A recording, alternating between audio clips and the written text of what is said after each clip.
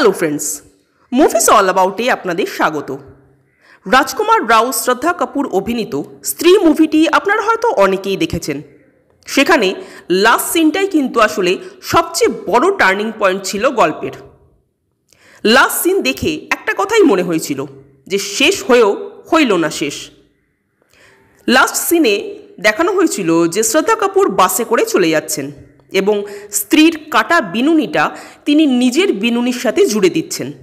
এই জিনিসটা তিনি পারলেন কি করে? এটা তো কোনো সাধারণ মানুষের পক্ষে পারা সম্ভব না। তাহলে শ্রদ্ধা কাপুর কে? তিনি নিজেই কি স্ত্রী, নাকি তিনি কোনো তান্ত্রিক স্ত্রীদের বশ করতে চাইছেন? না হলে তিনি রাজকুমার রাওদের হেল্প করবেন কেন? এরকম অনেক মিস্ট্রি আনসলভড অবস্থাতেই স্ত্রী মুভির ফার্স্ট পার্ট শেষ হয়ে যায় এবং দর্শকদের মনে ঘুরতে থাকে হাজারো প্রশ্ন।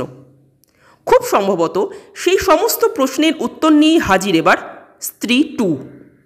স্ত্রী 2 এর টিজার ড্রপ করা হয়েছে, যেখানে আমরা আবার শ্রদ্ধা কাপুরের কামব্যাক দেখতে পাচ্ছি।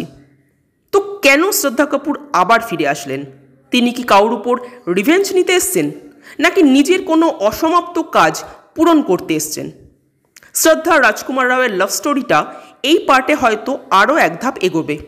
তবে এবার কি আরও একজন স্ত্রীকে আমরা পেতে চলেছি? কারণ এই টিজারে কিন্তু তামান্না ভাটিয়াকে আমরা দেখতে পাচ্ছি। যদিও খুব বেশি কিছু এই টিজারে রিভিল করা হয়নি, বাট এইটুকু বোঝা যাচ্ছে যে স্ত্রীর থেকেও আরও ভয়ানক কিছু পেতে চলেছি স্ত্রী 2-তে। আমার তো এই টিজারটা বেশ ভালো লাগলো। আপনাদের কেমন লাগলো কমেন্ট করে জানাবেন। আর আমাদের ভিডিও ভালো লেগে থাকলে প্লিজ লাইক, শেয়ার ও সাবস্ক্রাইব করতে ভুলবেন না। Thank you.